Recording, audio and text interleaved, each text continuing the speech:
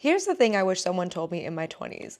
It's not that you don't have good style, but there are a couple of habits you have that are keeping you from realizing it. For my returning viewers, thank you so much for clicking on my face to hang out. And if you happen to be new here, I'm Jordan Blackwell, but you can call me JB, and I love to share realistic style advice to help you build a wardrobe intentionally so that you have clothes that make you feel amazing and that you feel confident in, because that's really what it's all about. And these habits that I used to have, y'all, had my style literally stagnant for years. And first and foremost is that I stopped impulse buying.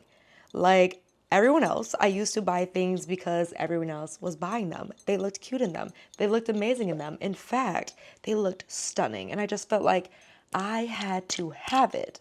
The downside is that I never really had the patience to find pieces that actually worked right for me. And even worse is I would actually buy pieces that I ultimately didn't even really like. It was bad, like embarrassingly bad. I know I cannot be the only one, especially the way a certain brand that we no longer talk about used to have us overspending for literally no reason. These days, though, one of the easiest fix that really helped me to start buying more intentionally, buying better, and having clothes that actually work not just for myself, but for my life is making sure that I have at least 5 ways. That's right, 5, not 3, 5 ways to wear something that I'm eyeing up with pieces that I already own. This ensures versatility, this ensures rewearability. It also just forces me to slow down a bit because, girl, why are we always in a rush to add something new to the closet? I mean, I like shopping, but baby, this pace that we kind of have these days really does need to slow down just a little bit. And that's coming from someone who treats shopping like an Olympic sport. And I know I just said that we need to slow down on shopping, but the second mistake I used to make was being afraid to spend a little bit more money, especially when it came to my wardrobe basics. Now, that is not to say that basics have to be expensive. Y'all know, especially because I used to be a sustainable materials engineer, that I am able to find quality at any price point. You can see all my try on videos. I'm never one to tell you you need to buy designer just because it's designer. However, I used to always think that I could get that white tee or that white tank top at Forever 21 for $1, and literally I would end up replacing it probably before the end of the season. And now that I'm older, I've just learned that there is something to paying the $20, the $30 for a nicer white tee that's actually gonna last me quite a few seasons, that's actually made of cotton instead of polyester, that's actually made more sustainably and ethically from brands that actually give back to the community, right?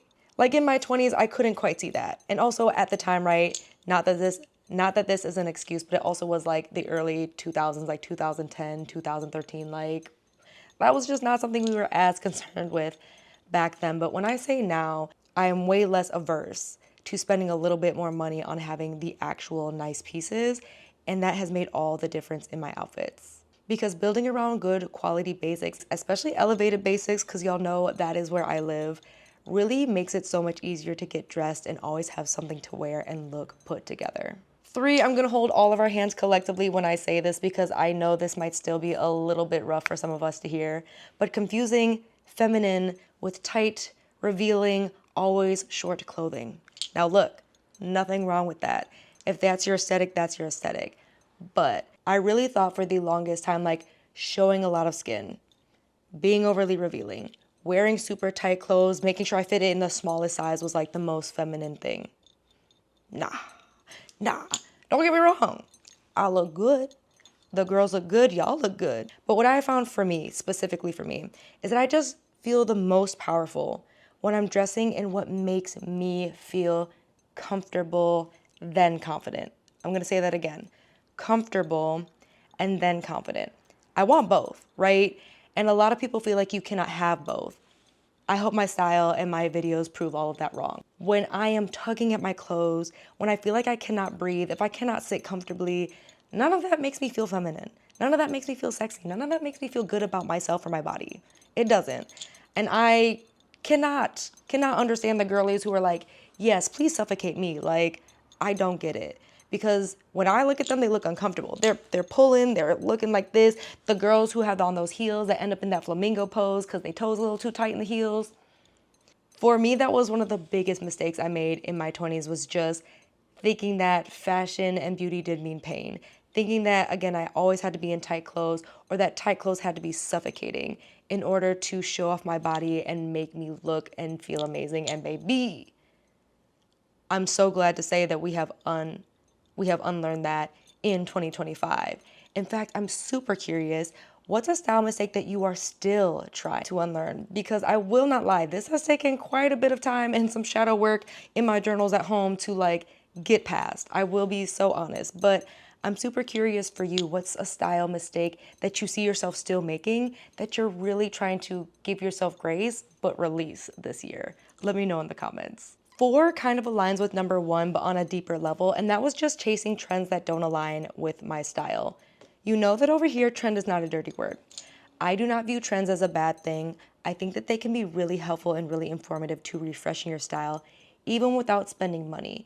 You can also use it to predict upcoming trends, right? Or what trends or pieces could be wearable for years, right? I think now the beautiful thing in my 30s is I can go back and look at what people were kind of wearing when I was really young, right? Like say I was 10 and not old enough to be wearing, but then in my 20s and now my 30s and like, hey, yeah, I do see polka dots always seem to come around. Plaid always seems to come around.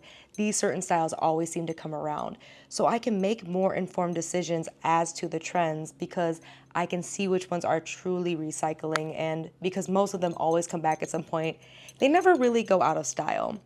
But I, like most people, would just chase a lot of the trends instead of taking a moment, slowing down and identifying what trends actually make the most sense for me, for my style, and for my life, and just what actually made me feel good. So these days for me, that's one of the reasons I actually love my channel and sharing the latest trends, is it helps me to look at the different trends and identify what feels wearable, what feels like this is cute if you're somebody who actually lives an extravagant lifestyle, and what feels like me as myself, you know? And so taking that time, whether that is watching other videos, looking at the different trends, and truly looking at your closet and how those things can either line up or how those things might actually not really align with your style can truly make all the difference.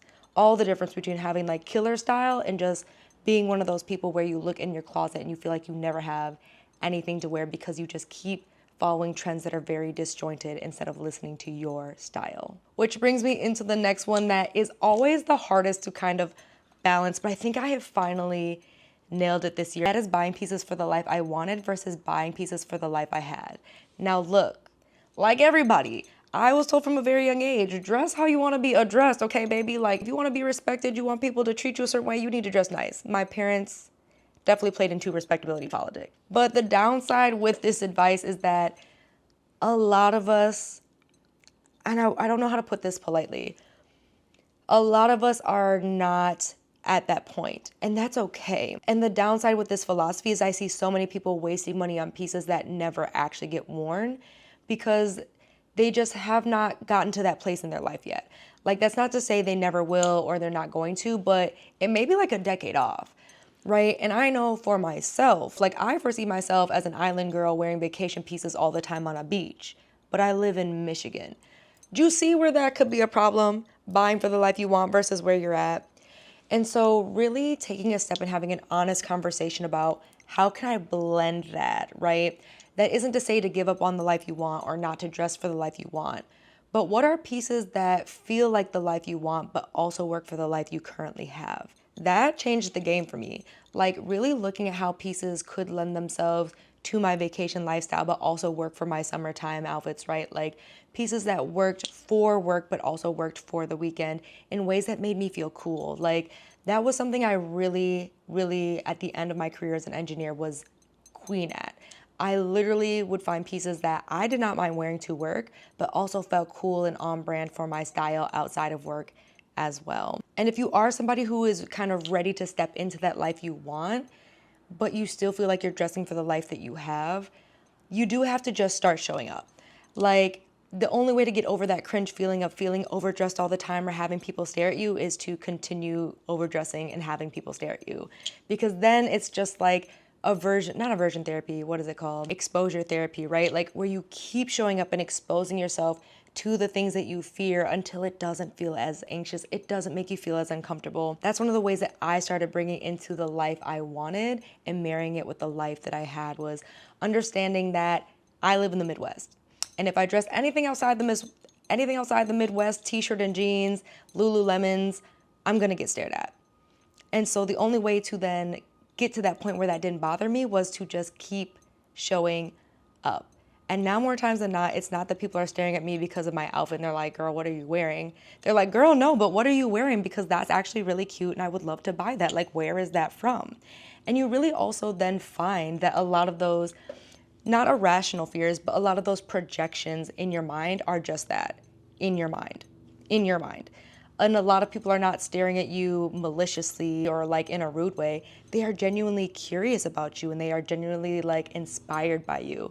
And you won't have those experiences if you keep living in your own box. I know that was like a little bit separate tangent, but that truly is a mistake I made all the time, was just letting those thoughts in my head keep me from actually having real life experiences that showed me otherwise. And once I had the real life experiences that showed me otherwise, then those voices in your head stop, because baby, you have experiences in the real world that show you otherwise. Which really ties nicely into the other mistake that I used to make all the time, and that is avoiding certain pieces because of my body shape. All of my 90s babies come to the front. Honestly, my 80s and 70s babies, you might relate to this too. I don't know, Gen Z, sound off, let me know. But coming up, we were told to avoid certain clothes like the plague, because heaven forbid your body did not look hourglass shaped when you put clothes on it. Heaven forbid you had a different body shape than that, between hourglass or just slender. God forbid. God forbid. So girl, no, you should not wear white pants. Girl, you should not do anything, in fact, that makes your hips look any wider. In fact, only slimming colors on the bottom. Only certain, don't be doing wide leg pants, actually straight leg pants. Actually, you know what? Skinny jeans. And you know what? The tops, they all need to be white so that way you can have balance. Like, I know if y'all read the magazines, y'all watched TMZ, you watched entertainment news, like, you remember how brutal they were to the women. Y'all remember when Tyra Banks was 130 pounds that they tried to tell us she was obese? And so because of that, I would avoid certain clothes because I really thought they weren't made for my body shape, or that they would look bad on my body shape. But let me please tell you, and let my channel please be a testament. Try stuff first. Do your own personal research before you let all these other internet gurus and stylists tell you like, hey bro, don't wear that. Please do your own research first. Because when I tell you my world was open, I was Jasmine, a whole new world. Once I hit college and once I graduated college and had access to all of these brands, all of these different styles that I was told like I should not be wearing. And then I put them on. And then I saw myself in the mirror and I was like, so you mean to tell me I could have looked like this the last 10 years, but because of some poor advice in the 90s, early 2000s, I thought this was not going to look good on me? I was not going to be a bad bee in these? Do not, ladies, I don't care what your age is, do not make that mistake. Do not go your whole life wanting to try something and literally just not going into the fitting room and trying it on. Like, it's zero harm. If there is a style I think I like, I'm going to try it on. I'm going in the fitting room, I'm ordering it, we are trying it on, we are trying it. Because heaven forbid I miss out on looking good because someone else had their own hangups. Okay? Do not make that style mistake. Please, I know your 20s can be formative. I know it can be hard trying to navigate your style, dressing like everyone else. Please, if there's something that you want to try, for the love of God, try it. On the opposite side of that, maybe not the opposite side, but the other mistake that I used to honestly let ruin my outfits was not finishing the look. I know this is going to be a tough one to hear, especially for Black women, because I know how hard doing all of it can feel. Having the hair done, having the makeup done, having the nails done, it's a lot, especially having natural curly hair. Or even if you don't have natural curly hair and you want protective styles or straightening your hair. I get it. Why do you think I cut my hair off? That is why we cut the hair off, because y'all know my hair used to be this long, down to the butt cheeks. And the stress of making sure it looked good. Like, I would have one good curly hair day out the week because the maintenance on that was not worth the stress. But when I was younger, I would literally not even bother. And I regret that. I do regret not taking a second to come up with a signature hairstyle that was easy, to come up with a signature makeup look that was easy, to simply take my time to even if I didn't have like color on my nails, to just make sure they were like trimmed and had a cute little clear coat. It's small, but you really do feel the difference. You really do feel the confidence. And I used to let that get me every time. Every time. And the worst offender, y'all, I would leave the house without a fragrance. Like, can I please put you on a sneaky trick? Have a fragrance. Even if it's an inexpensive Bath and Body Works, there is something about smelling good. And in my defense, my mom always liked to just smell clean. She liked clean sheets, cucumber. She just liked very, very soft, clean scents. So I was never really around perfumes like that until I would say, honestly, my 30s. But man, when I say there is something about I could be in sweats, but the hair is laid just right, the brows and the lashes look cute, my press-ons have not fallen off, and my fragrance is hitting. Like, even my baristas are like, ma'am, I'm so sorry, I have to stop you. You smell delicious. And even that can be such a small thing that lingers with people. And I feel like as I think about my style and where I'm at right now is, again, what is that kind of personal touch that's like, that's always JB. Like, that's so JB. And so having a fragrance or a go-to hairstyle or go-to makeup look really can make all the difference in elevating your outfits. And in the same vein, y'all wouldn't believe how much I used to underestimate the power of accessories. Like, if you watch my older videos, I do have like my 2013 fresh out of college, just like that first year into the real world videos. I was not an accessories girly like that. I was not big hoops. I was not big rings. I was not bracelets. And mistakes were made. Because y'all see, like, it just, again, it does what it needs to do. So I always underestimated the power of good accessories because I really always was kind of told, like, less is more. Dainty jewelry, the diamonds, the tennis bracelets. And there's nothing wrong with that. But when I tell you, once I started incorporating my signature rings, just how much my style started to grow, just how much like it started to resonate with more people. Like, that for me, I really, really loved. Like, I really loved people just loving uniqueness again and loving individuality again. And so for me, like, this is one of those things that just truly has transformed my style. But you want to know what like the worst mistake was that I used to make all the time, and I really regret this, was just taking it all too seriously. Fashion should be fun. Getting dressed should be fun. This should be about exploring yourself, getting to know yourself, and getting to express yourself. And I really hate that for my 20s, I did fall victim to like the quiet luxury, less is more, less color, and really missed out, I feel like, on building out a wardrobe that was gonna grow with me. Like, now in my 30s, all of my pieces really feel like they are growing with me. The things that I even bought just at the tail end of my 20s are pieces that I'm still reaching for as I'm approaching 34 this year. And that's what I love. And I think had I mastered that, actually I know, had I mastered that, listening to myself and not taking it as seriously in my 20s, the pieces I could have right now, like the archive pieces where it's like, girly pop, where is that from? Because I get that question so often, like, Jordan, I shop at all the places you shop at, and you just have an eye for finding those pieces that I never see.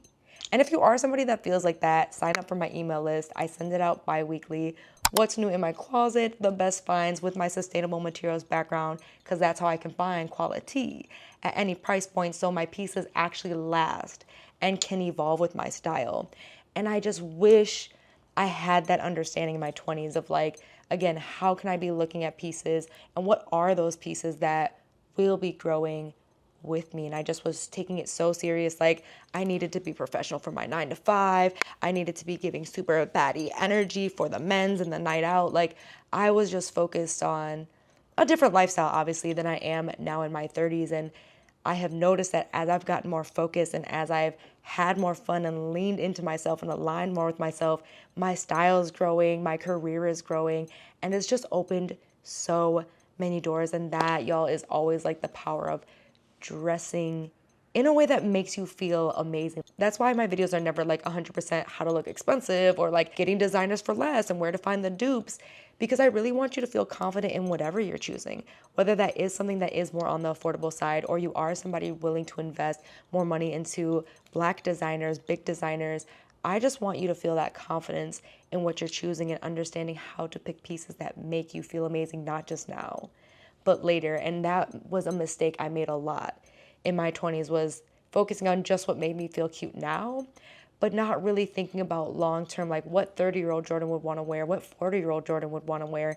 And when I'm looking at pieces now at 30, it's like, what is 50-year-old Jordan gonna want to wear, right? Like, which of these pieces would look really cool in my older age? Like, that's really where you're gonna start seeing more women's style be amazing. And as you look at some of your favorite influencers, you know, Chi, Tanika, Janae, Monroe, it's because they have pieces that have lasted them from their 20s to their 30s that they have this really fun and expressive wardrobe that is hard to replicate. So that, for my younger girlies in your 20s who want to really dress and have that style, it does start in your 20s and being discerning. So I really hope that you found this video helpful. In fact, if you did, don't forget to boop the like button and the subscribe button so you don't miss a video from me. And if you want even more videos to improve your style without spending a dollar, I have this entire playlist with more tips, things that you could be practicing today to improve your style, your wardrobe, and your confidence, because you deserve to not just look amazing, but feel amazing. So thank you so much for watching today's video, and let's keep hanging out over there.